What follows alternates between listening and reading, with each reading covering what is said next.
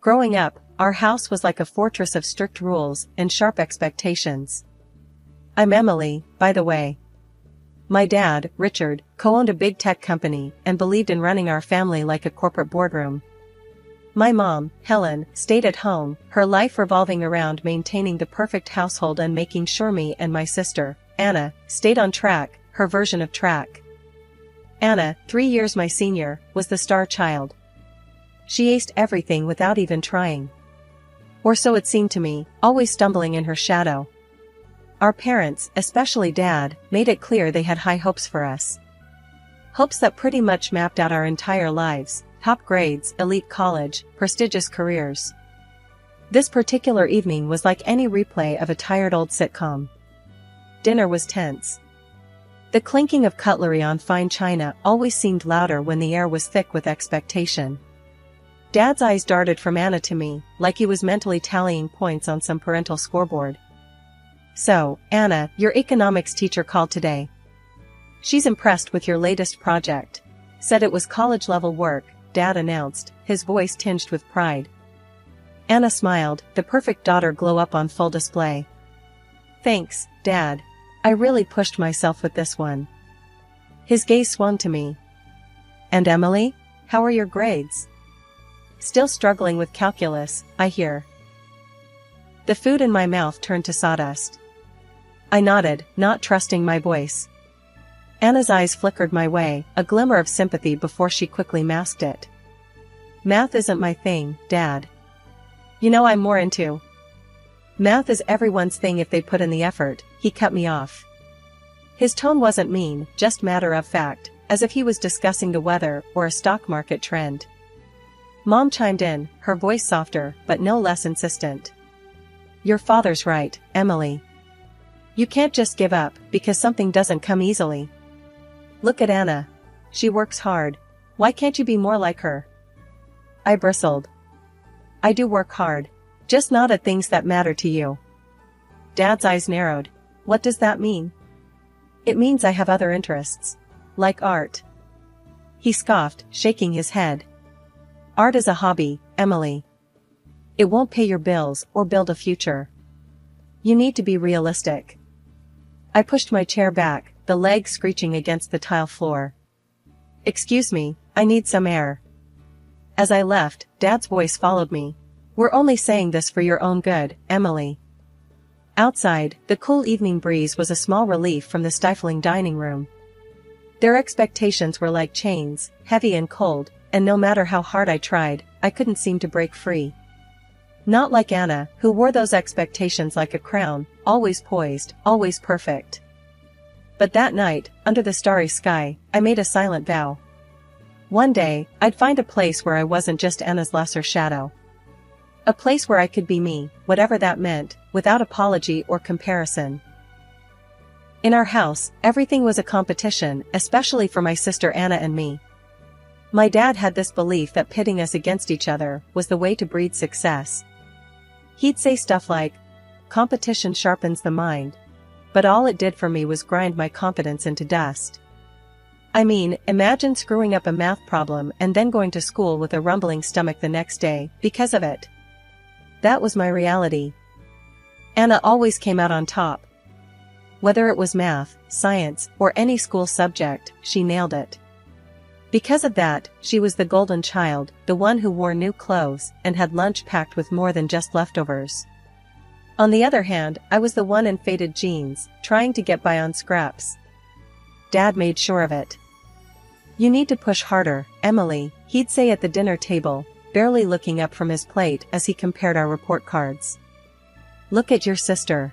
She's setting the bar. Meet it or go hungry." The unfairness of it all could choke you. My mom, Helen, always backed him up too. "Your father's right," she'd add, in that quiet voice of hers that somehow sliced deeper than any shout. "We only want what's best for you." But I had a different idea of what was best for me. My room was my refuge, a small space crammed with paints, brushes, and canvases. I wasn't any good with numbers or business strategies, but give me a brush, and I could make magic. One late afternoon, after another crushing round of comparisons where I came up lacking, I escaped to my room, slamming the door behind me. I needed to drown everything out, the disappointment in Dad's eyes, Mom's sighs, Anna's awkward attempts to make me feel better. Painting was my escape, my secret world. I was mixing some blues and greens, trying to capture the storm inside me on the canvas, when Anna knocked softly. "Emily, can I come in?" I didn't have it in me to send her away, so I just grunted. "Yeah, whatever." She stepped in, hovering by the door. Her eyes roamed over my makeshift studio, lingering on the unfinished canvas. "That looks amazing, Em." "It's just a storm," I muttered, focusing on blending the colors, letting the brush strokes express my frustration. "No, I mean it. You really have something here. Why don't you show them?" I scoffed, a harsh laugh escaping me. "Yeah, right. Look, Dad, forget about my crappy grades and check out this painting I made. That'll really impress him." Anna bit her lip, looking like she wanted to argue, but instead, she shifted the topic. "Just, don't let him stop you, okay?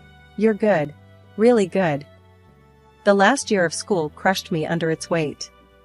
Anna had sailed into the Faculty of Management at the prestigious university everyone expected us both to attend. Me? I was barely scraping by, my heart not in the endless formulas and business strategies that piled up on my desk. The day the college acceptance letters were due, the atmosphere at home was electric with tension. I already knew what the letter would say, or rather, what it wouldn't. Dragging myself downstairs, I found both my parents in the living room, the dreaded letter lying like a verdict on the coffee table. Mom's face was stormy as she waved the letter at me. "Care to explain this?" I took a deep breath, bracing for the explosion. "I didn't get in." "And you're not even upset?" Mom accused. Her voice was sharp, like she could cut me open and find the answers she wanted. "Do you have any idea how embarrassing this is? Your sister got in with flying colors, and here you are, failing." "I'm not Anna," I shot back, my patience fraying. "That's the problem. You never try hard enough. You're going to end up a stupid beggar." Her words stung, but not as much as they used to. I was too tired, too worn down from fighting a battle I never chose. "I don't want to be a businesswoman," I said quietly, the truth finally spilling out. "I want to be an artist." The room went deadly quiet. Dad, who had been silently brooding by the window, turned sharply. His voice was cold and furious. "You want to what? Throw your life away?" "It's my life," I retorted, feeling a spark of defiance. "Not yours.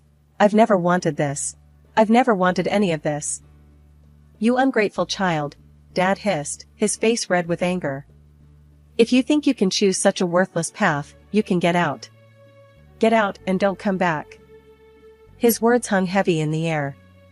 I looked from him to Mom, who was shaking her head, tears of frustration, or was it disappointment, in her eyes. "Fine," I said, my voice steadier than I felt. "I'll leave. I don't need this. I don't need any of you." As I stormed upstairs, my heart pounded so loudly I could barely hear my parents arguing in the background. I shoved my clothes, my sketchbooks, a few cherished art supplies into a bag. With each item, I felt a chain breaking, a piece of the old, suffocating life falling away. When I walked out the door, suitcase in hand, Dad's final words were a cold goodbye. "You're no daughter of mine anymore."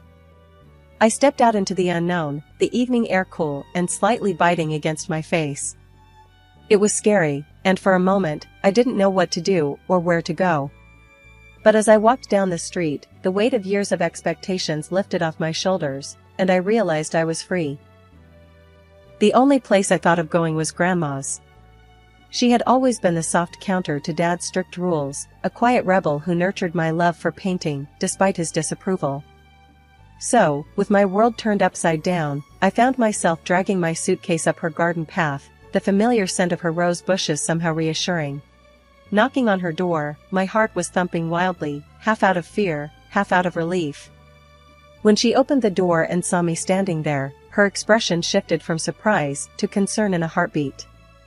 "Emily, what in the world?" She didn't finish her sentence, just pulled me into a warm hug that smelled like vanilla and fabric softener. I left home, Grandma. I managed to say, my voice muffled against her shoulder. Come in, she ushered, leading me into the cozy kitchen where a kettle was already whistling on the stove. Once we were seated at her table, a cup of tea in front of each of us, I told her everything. How Dad had disowned me, how Mom just stood there, how I couldn't bear to live under their roof a moment longer. Grandma listened, her eyes softening with each word I spoke. You did what you had to do, dear, she said once I'd finished. And you'll always have a home here with me. Relief washed over me, the tension I'd been carrying dissipating slightly. Thank you, Grandma. I don't know what I would do without you. She reached across the table, squeezing my hand. Now, tell me about your plans. I know you, Emily. You must have a plan. Taking a deep breath, I shared my secret hope with her. I applied to the Institute of Arts. On the internet, quietly. I didn't tell Mom and Dad. Grandma's face broke into a wide smile. That's wonderful. Following your heart, that's my girl. The conversation shifted to lighter topics for a while, allowing me to breathe easier and feel momentarily carefree. But later that evening, as we were cleaning up after a dinner of her homemade lasagna, my phone buzzed with an email notification. I checked it, not expecting much. It's from the Institute of Arts, I said, a knot forming in my stomach. Grandma dried her hands quickly and came over to stand beside me. Well, open it, dear, she urged, her voice tinged with excitement. With a shaky hand, I tapped on the screen and read the contents of the email, my eyes widening with each word. I got in, Grandma. I got in, and they're offering me a scholarship. Full tuition covered. Oh, Emily! Grandma exclaimed, her eyes brimming with tears as she pulled me into another hug. I knew it. I always knew you had something special. This is just the beginning for you. We spent the rest of the evening talking about the future, about art and dreams, and making a new life. It felt like for the first time in a long time, I was exactly where I was supposed to be. Grandma's faith in me bolstered my own, and I felt ready to take on this new challenge. A few days later, Grandma accompanied me to the Institute to finalize my registration. Walking through the halls filled with vibrant art and buzzing with creative energy, I felt a sense of belonging that had eluded me for years. You're going to do great things, my dear, Grandma whispered as we left the administration office, my enrollment confirmed. Living on campus was a world away from everything I'd known. For the first time, I was not just studying what I loved, I was immersed in it. The transition wasn't easy, though. Drawing had been something I sneaked around doing back home because my parents had made it clear they didn't see a future in it for me.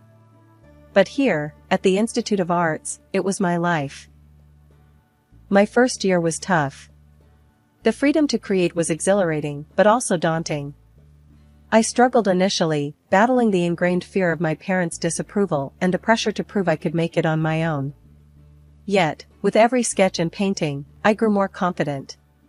By the end of the year, not only had I found my footing, but I had also emerged as one of the top students in my class. Professors praised my unique style, and I started to believe maybe I did have something special. As my skills developed, so did recognition. The school offered a few of us, the so-called emerging talents, a chance to showcase our work at a personal exhibition. I jumped at the opportunity. Preparing for the exhibition was intense. Every piece had to say something, to stand out. I poured my heart into each painting, hoping they were good enough to be noticed. The night of the exhibition was surreal. The gallery was buzzing with people, music softly playing in the background, lights casting a perfect glow on the paintings. I stood nervously by my work, watching as people walked by, stopping to look, to discuss. My grandmother, who had come to see the exhibition, stood beside me, her eyes wet with pride. You've done well, Emily, she whispered, squeezing my hand. I'm so proud of you. That night, something incredible happened. A local TV crew, who had come to cover the exhibition, featured my work. Suddenly, I wasn't just a student, I was an artist being talked about. The segment aired, and the next thing I knew, I was being invited to talk about my art on various shows. My paintings started circulating on the internet, gaining popularity. It was all so fast, so big.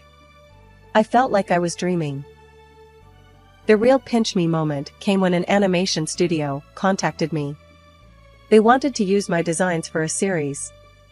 Next thing, those sketches and characters I created in the solitude of my studio were moving, living on screens. They even started a comic book series based on them.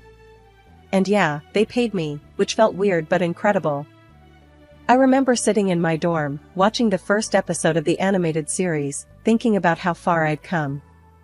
From hiding my sketches from my parents, to seeing my creations come to life on TV, it was mind-blowing.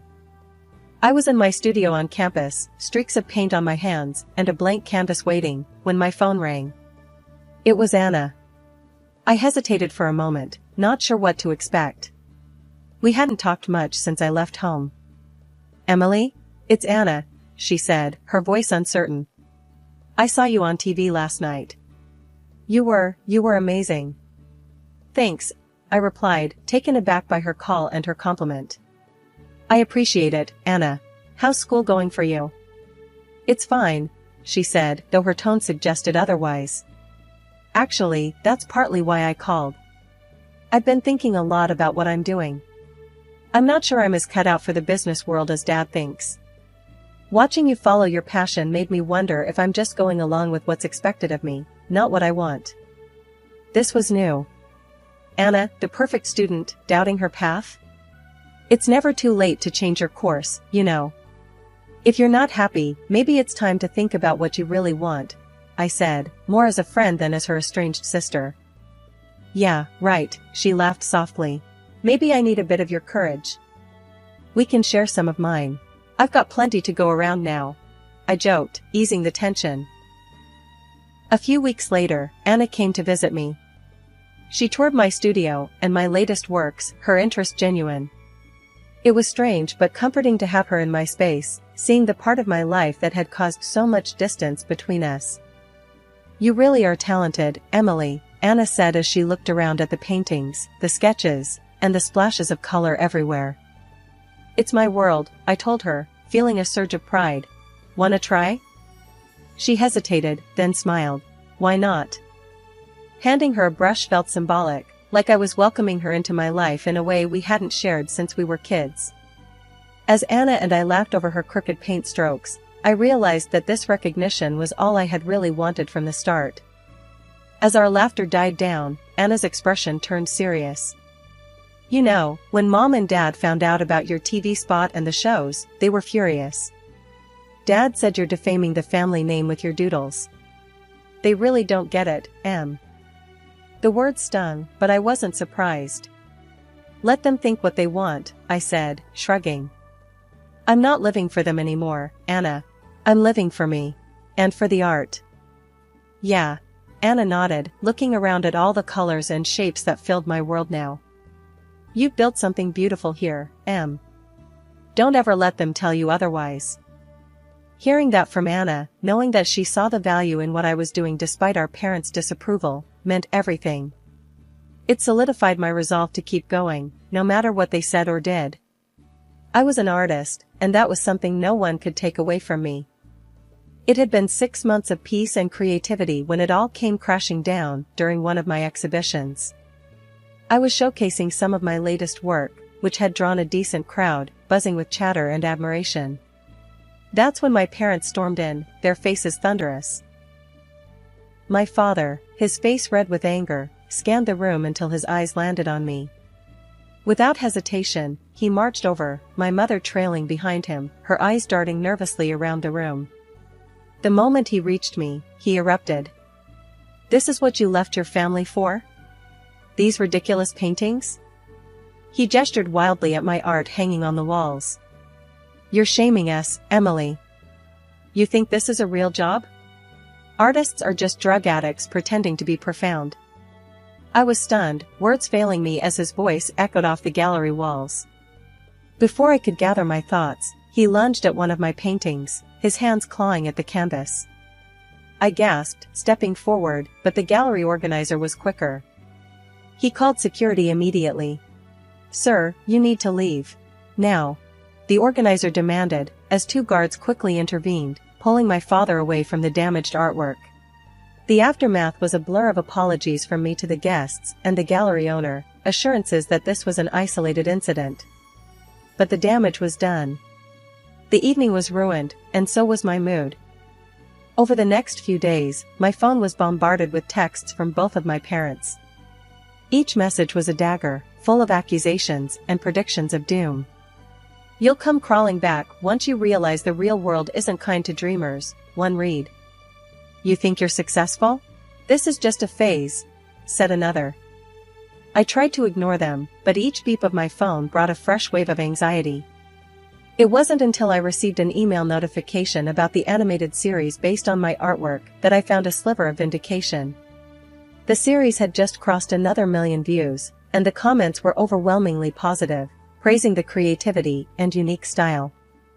Fueled by a mix of anger and pride, I copied the link to the YouTube page and sent it to my parents with a simple message: "See for yourself." After that, the messages stopped. Their silence was louder than all their criticisms combined. Maybe, just maybe, they had watched the videos and read the comments. Perhaps they finally understood that my art was something real and valued by others, even if they couldn't see it themselves. 2 years had flown by when my sister Anna called me with news that shook our family to its core. Dad had lost his business due to a betrayal by a foreign partner, and they were financially ruined. They had to sell the house and move into a small apartment. What's more, Anna decided to leave the prestigious university she never truly loved and was planning to transfer to another college to study landscape design, something she was genuinely passionate about. During the holiday season, I visited Grandma's house, where Anna was now staying. She was beaming with genuine happiness, a stark contrast to the stressed sister I remembered. "I've got a scholarship, Emily," she told me as soon as I walked in. "I'm finally studying what I want, and I'll be living here with Grandma." "That's amazing, Anna. I'm so proud of you," I replied, embracing her tightly. Grandma joined in, hugging us both. "You girls are so talented," she said, her eyes twinkling with pride and love. Over the next 3 years, my career as an artist flourished. My paintings were featured in top galleries across the country, and I managed to carve out a name for myself in the competitive art world. My work sold for substantial amounts, allowing me to live comfortably and continue pursuing my passion. However, the past has a way of catching up. One day, as I was setting up a new series of paintings in my studio, my parents walked in. The sight of them was startling. Dad looked frail and worn, a shadow of his former self, and Mom was dressed far more modestly than I had ever seen. "Emily, we need to talk," Dad began, his voice weak but urgent. I nodded, leading them to a small sitting area in the corner of my studio. "What's going on?" I asked, although the tight knot in my stomach already had an inkling. "We're in a bad place, Emily," Mom started, her voice trembling. "We've lost everything, and we need your help." Dad coughed slightly before adding, "You've done well for yourself, which we knew you would, despite what we said. We were hoping you could lend us some money. Help us get back on our feet." The request hung heavily in the air, thick with irony and desperation. I took a deep breath, the memories of their dismissal and harsh words echoing in my mind. "You both disowned me when I chose this path. You said I would fail and wished me nothing but the worst," I reminded them softly, yet firmly. "Yes, but we're still your family," Dad insisted, looking at me with eyes that were pleading yet prideful. "I built this life on my own, without any help from you after you turned your backs on me. You made it clear then that you didn't want anything to do with me or my career," I continued, my voice steady despite the turmoil inside. Mom looked down, tears starting to form in her eyes, while Dad simply stared, his expression unreadable. "I'm sorry, but I won't be giving you any money," I concluded, the finality in my voice mirroring the closure I felt in my heart. They stood, the air thick with tension and unspoken words. "We hope you reconsider, Emily," Mom said softly as they turned to leave. Watching them walk away, I felt a mixture of relief and sorrow. It was a difficult decision, but necessary to protect the life and boundaries I had fought so hard to establish.